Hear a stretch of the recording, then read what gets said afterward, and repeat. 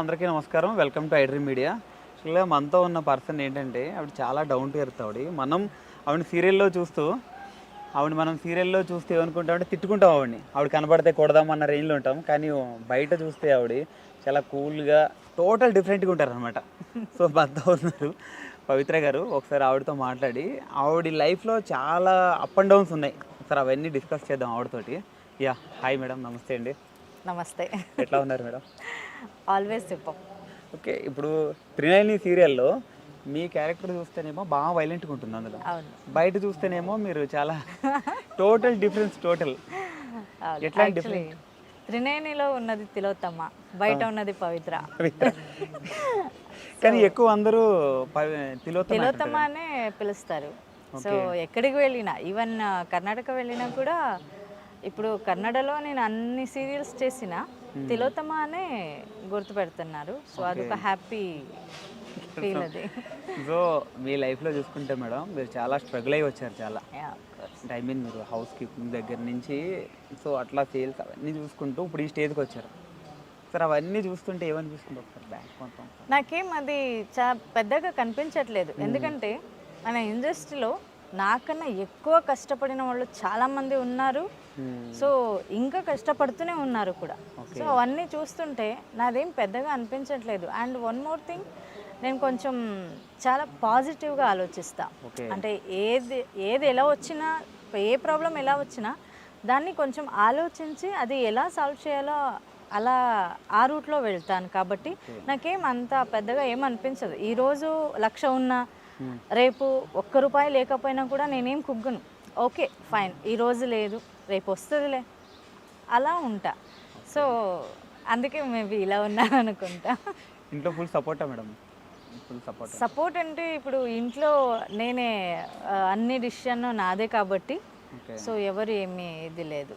So అంటే నేనేం step తీసుకున్నా కూడా అది కరెక్ట్గానే ఉంటుంది అనే ఒక ఒపీనియన్లో వాళ్ళు ఉంటారు. ఓకే, అంటే స్టార్టింగ్ మీరు ఇట్లా ఇండస్ట్రీకి వస్తా అన్నప్పుడు వాళ్ళ రియాక్షన్ ఏంటి? ఇంట్లో వాళ్ళ రియాక్షన్ అంటే అప్పుడు మన పరిస్థితి ఎలా ఉంది అంటే 2 times ఫుడ్ దొరికితే చాలు అన్నట్టు ఉంది పరిస్థితి. కాబట్టి సో ఓకే, ఏదో ఒక పని దొరికింది, పని చేస్తుంది అంతే తప్ప ఇంకేం అది ఒక నేను కూడా ఎప్పుడు అనుకోలేదు నేను ఒక ఇండస్ట్రీకి వెళ్తాను, నేను ఇలా అవుతాను, ఎప్పుడు నేను అనుకోలేదు. అండ్ కొంతమంది అనుకుంటారు కదా అనే డ్రీమ్, అది అలాంటివి ఏమీ లేదు. ఫుడ్ కోసం వచ్చా, అది ఎలా తీసుకొచ్చిందో అలా వచ్చేసాను. సో ఇక్కడి వరకు వచ్చాను. అది అవునవును, డైరెక్షన్ డిపార్ట్మెంట్ నుంచే వచ్చా. ఇప్పుడు కూడా నాకు డైరెక్షన్ అంటేనే చాలా ఇష్టం. ఓకే, నెక్స్ట్ అయితే తొందరలో మిమ్మల్ని డైరెక్టర్గా చూడొచ్చు. అవునవును, ఇప్పుడు యాక్చువల్లీ స్టార్ట్ చేసుకున్నాను, సాంగ్స్ డైరెక్షన్ చేయడానికి స్టార్ట్ చేసుకున్నాను. స్మాల్ నుంచి పెద్దగా వెళ్ళాలి అనేది నా ఇది. సో స్మాల్గా స్టార్ట్ చేశాను అన్నమాట. మీకు ఇండస్ట్రీలో ఇన్స్పిరేషన్ అంటే ఎవరు చెప్తారు? నాకు నేనే ఇన్స్పిరేషన్. బికాజ్ ఎందుకంటే ఇప్పుడు ఒకరిని చూసి నేను నేర్చుకున్నాను అనడానికి నాకేం లేదు.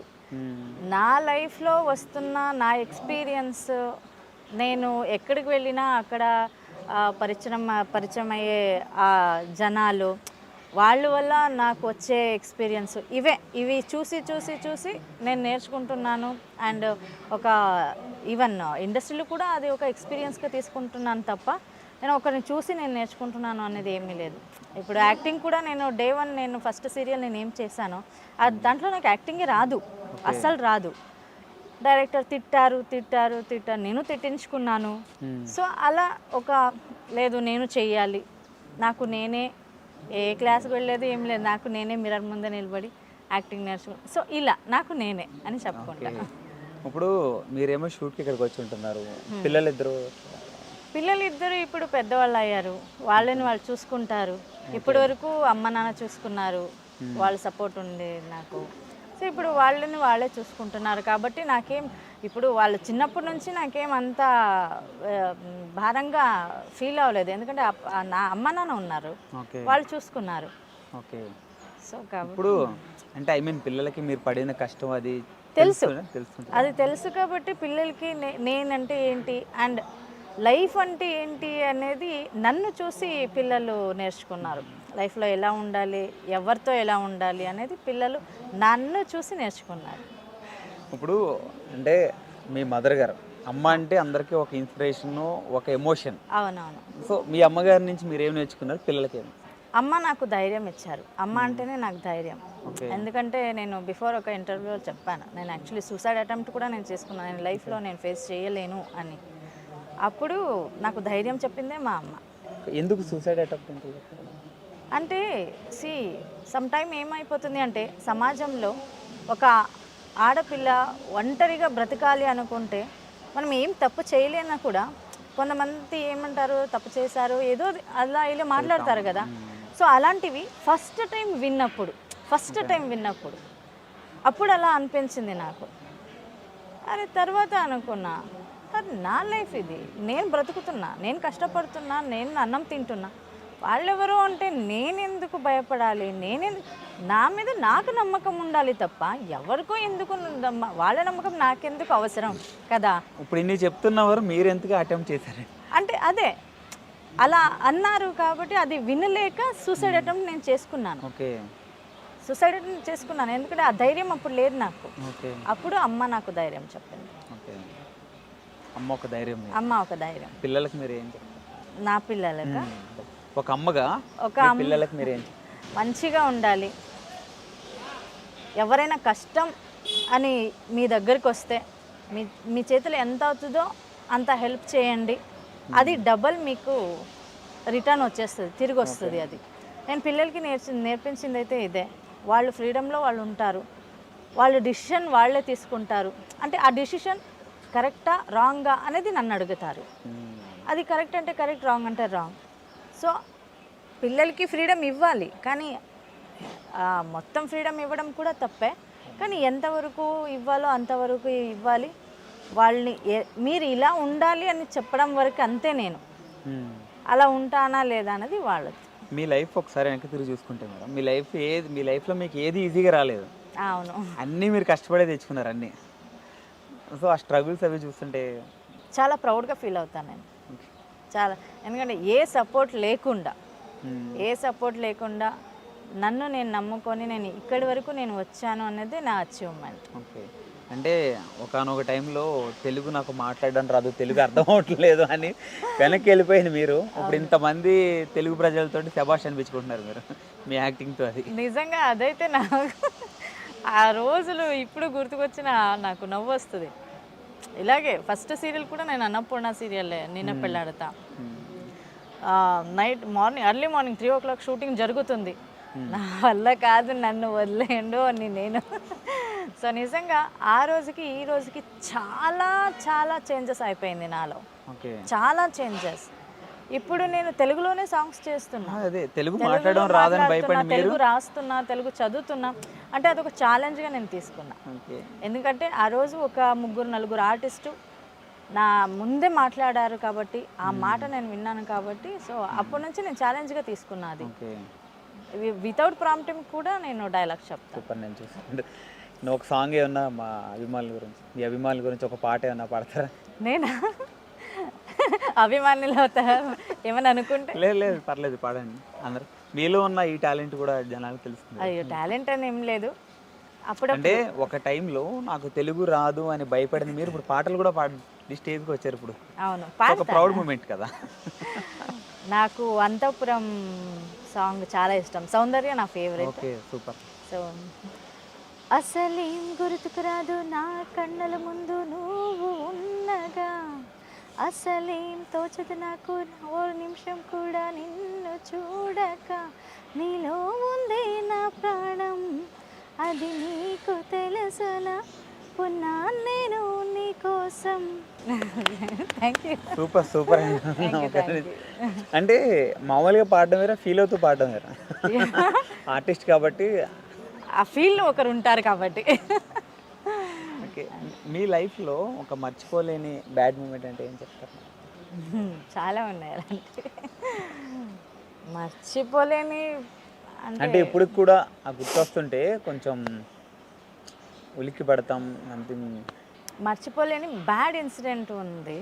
అంటే నా పిల్లలు ఇంకా చిన్న పిల్లలు, నేను అప్పుడు గార్మెంట్స్ మీకు ఐడియా ఉంది అనుకుంటా, గార్మెంట్స్కి పని చేస్తున్నాను అనమాట గార్మెంట్స్లో. అప్పుడు నేను పని ఫినిష్ చేసుకొని ఇంటికి వచ్చినప్పుడు అప్పుడు ఫుడ్కి కూడా చాలా కష్టం. అమ్మ నాన్న ఇద్దరు పిల్లలు, చిన్న చిన్న పిల్లలు ఇంకా. సో వాళ్ళకి పక్కింట్లో పిల్లలు ఫ్రూట్స్ తింటున్నారు. అప్పుడు పిల్లలు అది చూస్తూ నిలబడ్డారు. అప్పుడు ఆ పిల్లలు అమ్మమ్మ ఉంటారు కదా, కొట్టేశారు నా పాపని. అది నేను అసలు నా లైఫ్ లాంగ్ నేను మర్చిపోను. బట్ నేనేనా అంటే అవంతా మనకి అవ్వాల్సిందే. అలాంటి ఆ ఇన్సిడెంట్స్ జరిగితేనే మనకి అలాంటి దెబ్బ పడాలి. అందుకే నేను ఈరోజు మా పిల్లలు ఇప్పుడు ఏం కావాలన్నా తింటారు అంతే. ఓకే, హ్యాపీ మూమెంట్ చాలా ఉన్నాయి. అంటే చాలా ఉన్నాయి, కానీ ఒక్కటి ఫస్ట్ వచ్చిన హ్యాపీ మూమెంట్ అట్లా ఒకటి ఉంటుంది. నేను కార్ తీసుకుంది. ఓకే, నేను కార్ ఆల్టో తీసుకున్న ఫస్ట్ కార్ నాది. ఆ రోజు నేను ఏదో ఒక అచీవ్మెంట్ నాది అన్నట్టు ఫీల్ అయ్యాను అంతే. అంటే ఏదైనా కొన్ని చాలా జనరేషన్లు అవుతుంటే మనకి తొందరగా సక్సెస్ అంటే ఫెయిల్ నుంచి తొందరగా సక్సెస్ రాలేగా. మీరు రెండు అనుభవించినారు, రెండు అటు బాగా డౌన్ చూసారు, ఇప్పుడు ఒక స్టార్డమ్ అంటే స్టేజ్కి వచ్చాను. ఇంకా చూడాల్సింది చాలా ఉంది. ఫ్యూచర్లో సినిమాల్లోకి ఎప్పుడు రాదు? సినిమాలు చేయాలని చాలా ఉంది నాకు, కానీ సీరియల్ చేస్తున్న వాళ్ళకి డేట్స్ అనేది ప్రాబ్లం చాలా అయిపోతుంది. సో దీని మధ్య ఒక బుచ్చినాయుడు కండ్రిగా తూర్పు వీధి ఒక మూవీ చేశాను, మంచి క్యారెక్టర్ చేశాను. బట్ అప్పుడు ఒక హోప్ పెట్టుకున్నా ఆ క్యారెక్టర్ చేసినప్పుడు. సో తెలుగు ఇండస్ట్రీ నాకు ఒక సినిమా ఇండస్ట్రీ కూడా ఇది చేయొచ్చు అని. కానీ నా బ్యాడ్ లక్ ఏమో అనుకుంటా, సినిమాలు ఏది రాలేదు. ఇక్కడే బాగా వస్తుంది కదా మీకు? బాగా వస్తుంది. అయ్యో నాకు నిజంగా త్రినయని అనేది నాకు ఒక గాడ్ గిఫ్ట్. అది అన్ని సీరియల్లో ఒకటి, ఒక సీరియల్ కొంచెం డిఫరెంట్ గ్రాఫిక్స్ అవి ఇప్పుడు కూడా ఇది 1000 క్రాస్ అయినా కూడా టాప్ 1లోనే ఉంది project. And Annapurna starting Annapurna, అవునవును, ఎక్కడి నుంచి వచ్చినా అక్కడే ఉన్నాను. అండ్ ఇదొక బాండింగ్ ఎక్కువ ఉంది అన్నపూర్ణకి నాకు. అంటే అందరూ టెక్నీషియన్స్ కానీ ప్రొడక్షన్ కానీ అందరితో నేను ఫ్రెండ్లీగా ఉంటాను. నేను మీరు చూసారేమో, నేను అంత క్లోజ్గా హ్యాపీగా ఉంటాను కాబట్టి హ్యాపీ అంతే. ఓకే, మీ లైఫ్లో బిగ్ డ్రీమ్ అన్నది ఏం లేదు. ఏదైనా ఒక డ్రీమ్ మీ లైఫ్లో? మంచి డైరెక్షన్ చేయాలి అన్నది, డైరెక్టర్ అవ్వాలి అన్నది, డైరెక్టర్ పవిత్ర జరాం అనే పేరు నేను తెచ్చుకోవాలి అనేది ఒక ఆశ ఉంది. సక్సెస్ఫుల్గా మీరు అనుకున్న డ్రీమ్స్ అన్నీ ఫుల్ఫిల్ అవ్వాలని, అవుతాయి కూడా. ఎందుకంటే మీరు ఎవరి మీద డిపెండ్ అవ్వకుండా మీకు మీరే కష్టపడుతూ చేస్తున్నారు ఏదైనా కానీ. అఫ్ కోర్స్, అది ఎప్పుడు నేను చెప్పేది అందరికీ అదే, మిమ్మల్ని మీరు నమ్ముకోండి. 10 మంది 10 మాటలు చెప్తారు, ఎవరిది వినకండి. మీకు సరి అనిస్తా ఓకే, లేదా కాదు ఇది రాంగ్ అనిపిస్తా వద్దు. దానివల్ల ఏమైనా నెగిటివ్ అయిందా, అదొక లెసన్. మీకు సక్సెస్ అయ్యారా, మీ అచీవ్మెంట్ నా అచీవ్మెంట్ నాది అనే గర్వంగా చెప్పుకోవచ్చు. అది నేను చెప్తా అంతే. ఇప్పుడు కన్నడ ఇండస్ట్రీలో చూసారు, ఇక్కడ తెలుగు ఇండస్ట్రీలో కూడా చేస్తున్నారు. రెండింటికి కామన్ పాయింట్ అంటే ఏం చెప్తారు? కామన్ పాయింట్ నాకేం అంత తేడా కనిపించలేదు. సో అక్కడ ఎలా ఉందో ఇక్కడ కూడా అలాగే ఉంది. అండ్ కన్నడ ఇండస్ట్రీ యాక్చువల్లీ చెప్పాలంటే మన తెలుగు ఇండస్ట్రీ కన్నడ ఆర్టిస్టులు చాలామంది ఉన్నారు. సో అందరికీ అన్నం పెడుతుంది Telugu industry. So Kannada industry మమ్మల్ని పెంచింది కన్నడ ఇండస్ట్రీ, మన టాలెంట్ని బయటకు తీసుకొచ్చింది కన్నడ ఇండస్ట్రీ. సో అది తీసుకొచ్చి అన్నం పెడుతున్నది తెలుగు ఇండస్ట్రీ. సో రెండిటికి నీకు చాలా రెస్పెక్ట్ ఉంది. Super madam, super. Thank you so much madam. Thank you for giving interview madam. Okay, thank you. Yeah, ఇది మన తిలోత్తమ్ గారితో special chit chat. Yeah, this is Venky signing of.